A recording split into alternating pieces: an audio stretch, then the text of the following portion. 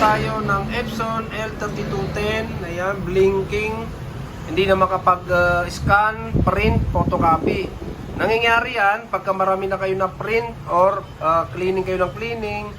Napupuno yung waste ink pad. Tapos nagpaparasit din yung mismong board.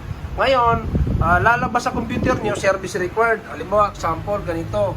Dito tayo sa driver niya, right click natin, printing preferences, maintenance. Yan.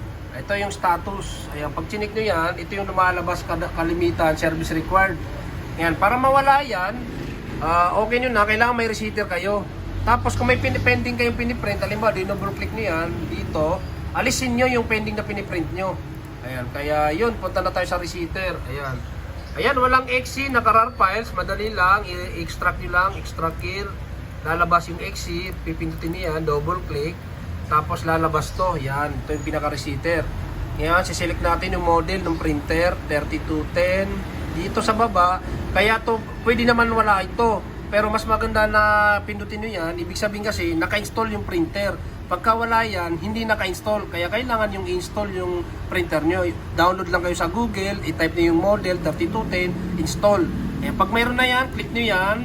Tapos, okay. Ayan, particular, adjustment, waste ink pad counter. Ayan, full guide na to ha. Yung iba, hindi daw full guide. Ito na nga eh. Kaya nga po nag-blinking yung, ibig sabihin, service required. Kaya kailangan yung receiver. Ayan, check nyo yan. Tapos, pwede natin i-check. Ayan. 100% saka 45. Kaya ayan, para ma-back to zero yan. Yan, sa gitna wag niyo nang i-check, dito na lang, tapos initialize. Pag natapos ito, magpapa-restart yung printer. Ayan. Turn off. Para na-reset na, halimbawa ganito, off nyo. Tapos on. Makikita nyo, hindi na yung nagbo-blinking. Ayan. Tapos gagalaw na yung printer head, mag-initialize.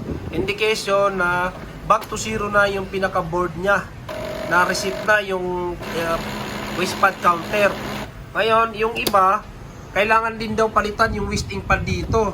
Pinapalitan lang po yun kung tumatagas na yung ink, kung napuno na yung waste ink pad. Kaya kailangan palitan.